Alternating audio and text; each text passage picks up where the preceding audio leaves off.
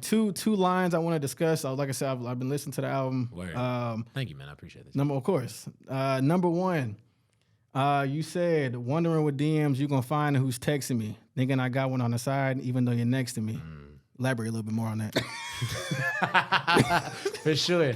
So, for sure. So that's jealousy, and jealousy is about the 5-year relationship that I had, Okay. and so we good. You know what I'm saying? And again, 5 years. That's a long time, longest relationship I've been in, and everything like that. So mindsets were changing. You know, I'm thinking it's about to be a forever thing. Let's lock in. Let's move forward.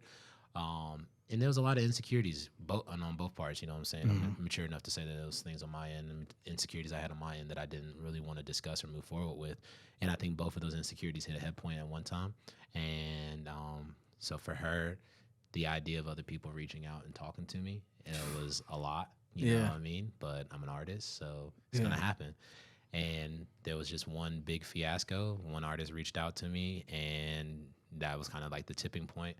And so we kind of had a discussion, but that discussion led to both of our insecurities kind of really coming out and everything. And it was just for hers was biggest was jealousy and the idea of sharing that time. So, you know, like that line says, you're worrying about all these other messages and things like that. Meanwhile, I'm sitting literally right next to you, and I've been sitting next to you for a long time.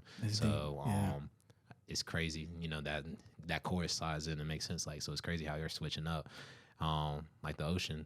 When we've been rocking the same way for years now. Yeah, I try all these. I was repeat. Yeah, nigga spitting, bro. Nigga spitting right now. He's spitting.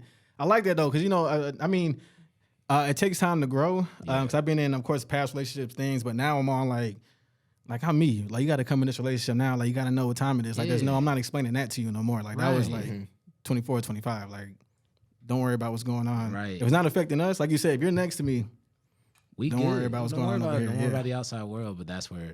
A lot of that's I think one of the biggest growth points that even for me I had to learn from that last relationship was that the importance of just locking in with your partner and sticking in like it's gonna be me and you no matter what's going on. And the more we allow the outside world to control what we got going on, the more the outside world is gonna affect everything. So then our distance between us is growing so far apart when there shouldn't be any distance. But that's because we're allowing so many other people to step into our space and give us advice on what we're supposed to do. That's facts, man. I like the humbleness, man. Nigga like me, I be like, man, you know who I am? And that's kind of like the end of the conversation. Hey, you know what I'm saying? I really don't be doing all that back and forth. I feel you, though. Communication is key. Communication is key, but like at the end of the day, I'm still a real nigga though, too. You know what I'm saying? like part of the situation was like you got to know who you're dating too. You know what I'm saying? Your partner is. So like outside of music, I work in politics and stuff like that as well too.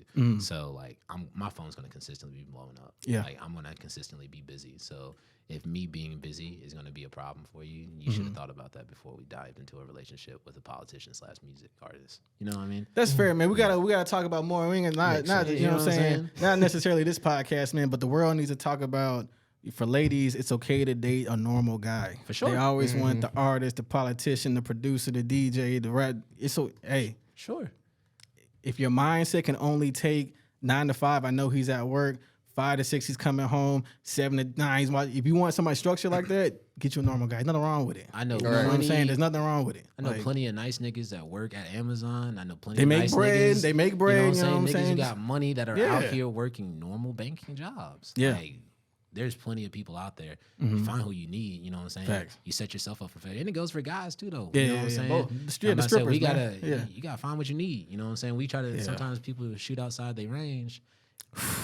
And you know what happens, you know what I mean? So that's what happens, man. Goddamn.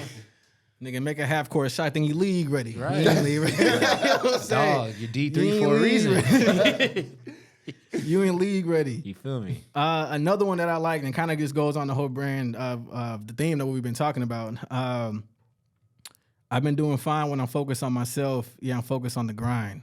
And I feel like that's everybody goes through that transition. It's kind of like you put all this energy, whether it's in family, relationships, friendships, different things like that, but you get to a point where it's just like, I'm focused on myself.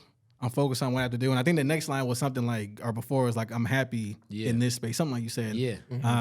Yeah, I like that. Yeah, for sure. I mean, I think that's the epipis of the entire journey. You know what I'm saying? Is that growth aspect.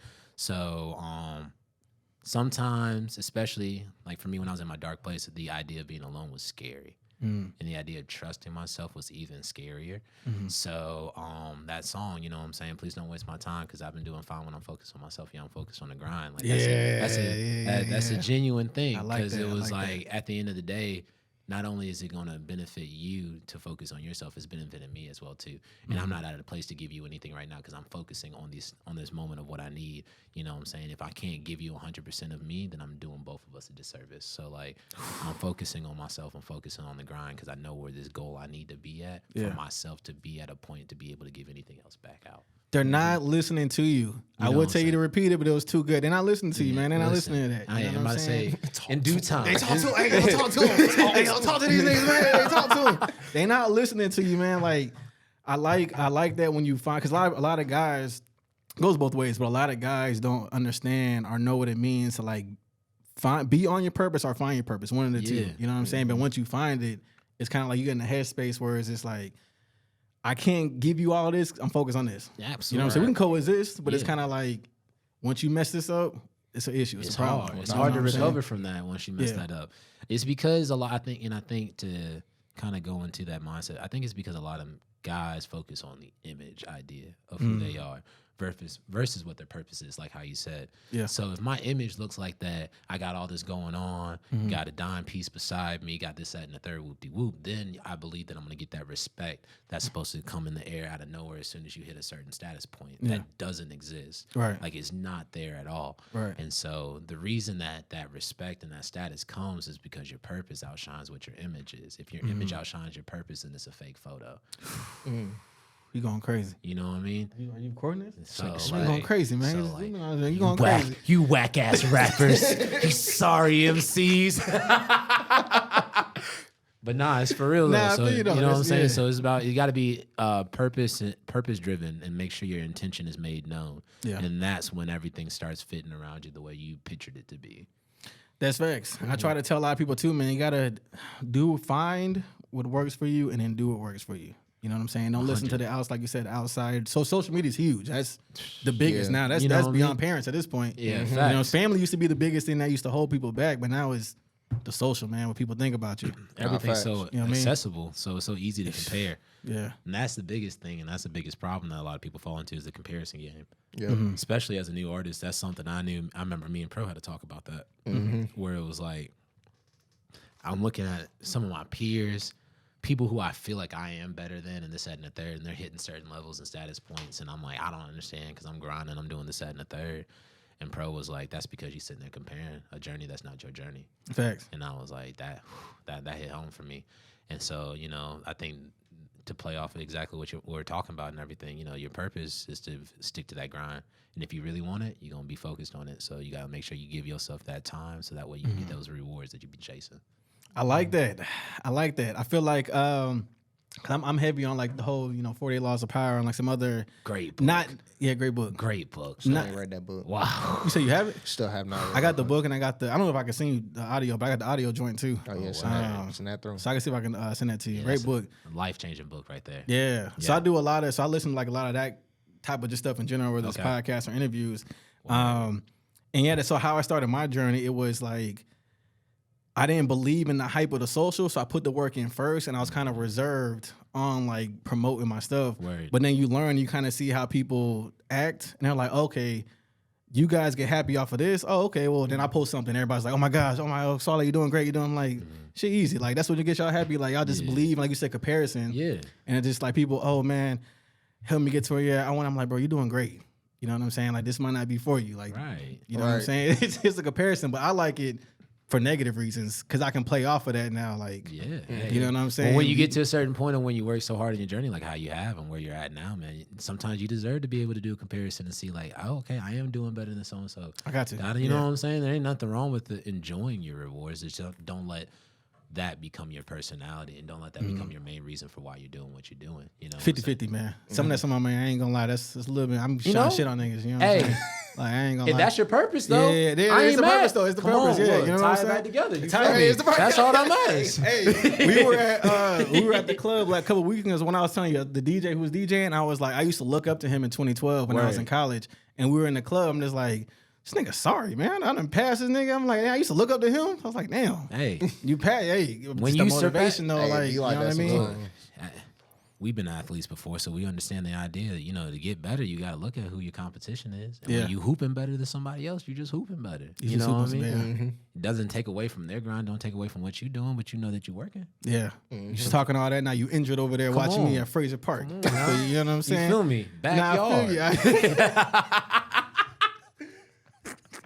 It's in my backyard. Oh man. And then the new General Mission, that's the EP? Yeah, Or two album, songs. or Yeah, not album, but it's a lead into an album. So we got another album coming. So Spectrum's coming soon. Spectrum is coming soon. We working on it, finalizing that. Super duper excited to that. Continuation of A Walk in the Park, truth be told. Okay. So A Walk in the Park again is a journey through my mind in the process, the understanding of how I got to where I'm at now. And so when I look at the life and journey and life itself, it's an amusement park. You know what I'm saying? You're going to get a lot of different things. You're going to get, when you go to an amusement park, you got roller coasters, thrill rides, concessions, this, that, and the third. A lot of different things going to pop up in your journey and excitement of just enjoying life. And that's what an amusement park is. So that's kind of how I'm looking at my life right now. And so A Walk in the Park was that walk to getting into the amusement park. But in order to understand the joy of what life is, you got to have a little throwback into what was my childhood. And Where it so, started. you know what I'm saying, where it all started at. So that the 2-song EP, General Mission with Roller Coaster, and on this side is different vibes than what I normally put out, but that's because those are the vibes that kind of shaped me into who I was. So that classic old soul type feel, as well as, like I said, that Tame Impala, different like house type of feel, making me just enjoy what I enjoy doing. So setting that out so that way when we drop in the Spectrum, just be ready. You know what I mean? It's amusement part. So from song one to song da da da, you know what I mean? We gonna have you on the ride for sure. who does your the cover arts? That's a great That question. motherfucker's hard. So shout out to Malcolm for doing Walk in the Park. Malcolm? Malcolm yeah, did it? Yeah, Yeah. Malcolm Okay. did that one. Malcolm And then Chester. Yeah. typically though, all the other cover arts have been done by myself.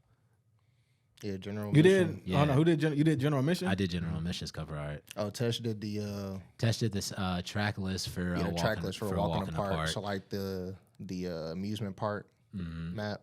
Tesh So- did that joint. So Tesh did that. The amusement park joint. Tell me what do you mean? Tell me more. Oh man, so yeah, if you said go the track list? yeah, okay. So if you go on my socials, attached to the cover art is a map of an amusement park that's Spectrum Park. So kind of gave a hint to what the next album was real early.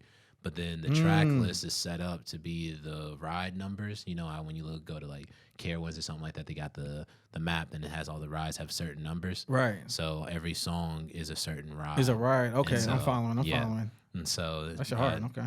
Tesh set up that track list. So again, yeah, we've been setting it up for the park era and just understanding exactly walking into Spectrum Park what you're about to get. And so yeah, but cover arts, tap into the group around me that I've been blessed to be able to meet and call friends and family. So shout out to Tesh, shout out to Jack Doyo. He did the Blame Falls on Me cover art, and then shout out to Malcolm for being able to do A Walk in the Park. But all the other stuff is just me sitting at home and just kind of figuring out what I want to do, what I want to look at if I'm listening to the song. That's kind of how I test it. Is I'll create something and then I just play the song on loop as I'm creating it to make sure I can sit through the song 3 times to feel like it fits the picture. Yeah. Okay, smooth. We got Jack on Sunday, so Jack's on the way up here. Oh yeah, these next couple of days. Funny guy, man. Yeah, he's a clown. He's a clown. Yeah, Jack a fool, bro. Love Funny him to guy, death. man. Love him to death, though. Love him to death. Shout out to Jack Doyo. No, facts. And then get personal. So you were born in Memphis, Yes, sir. and then when'd you move to Charlotte? Moved to Charlotte in 2007, 2008. So like around like my middle schoolish times. Came to Charlotte. Bounced around a little bit in Raleigh and Durham after we moved to Memphis. So like I was in North Carolina since about 2002. And we bounced around a little bit, but then my parents settled down in Charlotte around 2007, 2008, and been here really ever since. I bounced around a little bit after college with my campaign job that I was working. So I was working on presidential campaigns after college. So I was in Florida, Louisiana, and Georgia for about 2.5 years, and then moved back here. Smooth. So you're here with OG Charlotte, basically, before they had any of that shit. I'm about to say, Midtown, Uptown. Back when everything was just trees and roads. Yeah, they didn't even have Uptown for real. Yeah. Damn. I grew up in Ballantyne, so They that had, was- that's zero. They didn't have, I might say that was back when Ballantyne, the only thing that was around was just houses. yeah. And then it was nothing but trees until you got to Carolina Place Mall. You Okay. know? Yeah, And yeah. now there's built up and everything's everywhere, and there's always something new popping up still. You know what I mean? Facts. So Oh, I mean, y'all getting with the amphitheater too. Yeah. I think the next, I don't know, whatever, but the amphitheater's on the way. yeah, Ballantyne trying to make it their own little city down there and everything Yeah. like that. Yeah, They having their own Amphitheater, thing. bro. bro, Ballantyne got money. Like right when you go up the exit They too. got money. Yeah, For sure. Ballantyne got money, bro. And then, They got money for Bruh, sure. It was ridiculous, especially that move and the transition from Memphis to Ballantyne, bro. I was not ready for that, dog. I was not ready for that. There was Jeez. a lot of money just going around, and a lot of like non-respect for the money too, because like no respect to the money. yeah, I mean like, but it's serious because like people Yeah. just throwing it willy nilly, spending it on crazy things, and like where I grew up, like we didn't even imagine having certain things like that. Like people just having like pools at their houses. Like I did not know that was a real thing. I thought that was just things in the movies until I came to Ballantyne, and then like all my neighbors just got like pools in their house. Meanwhile, me and my mom and my dad living in like a townhouse. I'm like, how do you have a pool in your backyard of a townhouse? Think about that. Yeah. Think about that. But that's different. Carolinas though, bro. You have a pool in the Carolinas, period. That's some rich nigga shit anyway, though. Yeah. A lot of, your average person in the Carolinas don't have a pool, so that's still like, Which is crazy. yeah, Which is crazy. Like, shout out to them for getting their money, but you know, maybe. all right, you know what? Let's go back to 50-50. No, I'm gonna be there soon. Shit, no. That's what I'm saying. I ain't giving all that. I'm like, Yeah. yeah, man, fuck them, bro. They probably white money. You can trace that back. I ain't want to go too deep, but you know what I'm saying. Hey. You know where most white money come Come from. on now, the history there. You feel me? Read a book, my nigga. Yeah.